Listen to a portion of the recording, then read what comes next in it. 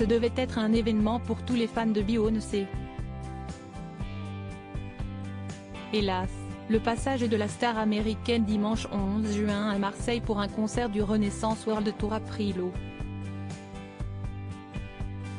Malaise, bousculade, orage, retard sur scène et couac technique, une série noire de malheurs s'est abattue sur l'Orange Vélodrome. Applaudir sa popstar préférée en concert peut parfois devenir une véritable mission commando. Les fans marseillais de Beyoncé ayant bataillé pour obtenir des places à prix d'or en ont fait la douloureuse expérience ce dimanche 11 juin. 2 semaines après son concert épique au Stade de France, où elle a fait monter sa fille Blue Ivy sur scène sous les cris hystériques du public, la diva a fait se déplacer près de 60 000 spectateurs, dont Emma Smith, Alice Detolénard, compagne de Camille Lacour, mais aussi certains Américains ayant traversé l'océan, pour un concert géant à l'Orange Vélodrome. Dans le cadre du spectaculaire Renaissance World Tour, Queen Bey avait tout prévu pour en mettre plein les yeux avec ses tenues bling-bling, ses chorégraphies ultra millimétrées et des tubes en pagaille, Formation, Break My Soul. Tout, sauf les mésaventures qui ont transformé cette soirée en cauchemar. Dès le début de l'après-midi, la chaleur étouffante a provoqué le malaise de plusieurs personnes glissées entre les barrières de la longue file d'AT&T qui serpentait autour du stade. Certains avaient prévu des couvertures de survie mais pas assez de bouteilles d'eau, ils ont dû être évacués par le personnel de sécurité. Si l'endurance est une qualité primordiale pour espérer approcher Queen Bey, si est-il aussi pour affronter la foule féroce.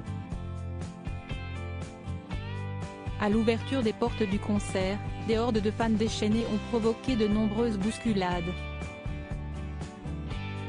Arrêtez de vous tenir, avancez, ne courez pas, la situation sur place est très tendue, a rapporté sur Twitter la journaliste Mathilde Sey, 20 minutes, qui parle d'une organisation chaotique avec des cris et des insultes proférées à tout va. Un brouhaha de décibels peut-être pour calmer les esprits échauffés, une pluie diluvienne s'est brusquement abattue sur le stade juste avant le début du show.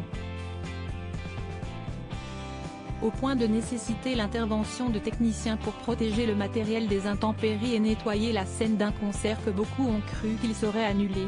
Finalement, après 1 heure de retard et malgré l'orage persistant, Beyoncé a surgi dans un panache de fumée pour entonner Dangerously in Love, l'un de ses premiers tubes solo, assurant durant 2h30 le spectacle promis. Mais pas pour tous. Les admirateurs installés dans les hauteurs du stade ont fait face à un fâcheux problème de son sur les enceintes, qui a complètement gâché cette nuit magique. 15 000 fans en gradin haut n'ont eu qu'un brouhaha de décibels, pas possible de déceler sa voix. Un choix technique inadapté de la production de Beyoncé, selon la direction du Vélodrome, a déploré le journaliste Philippe Bocara, vidéo à l'appui.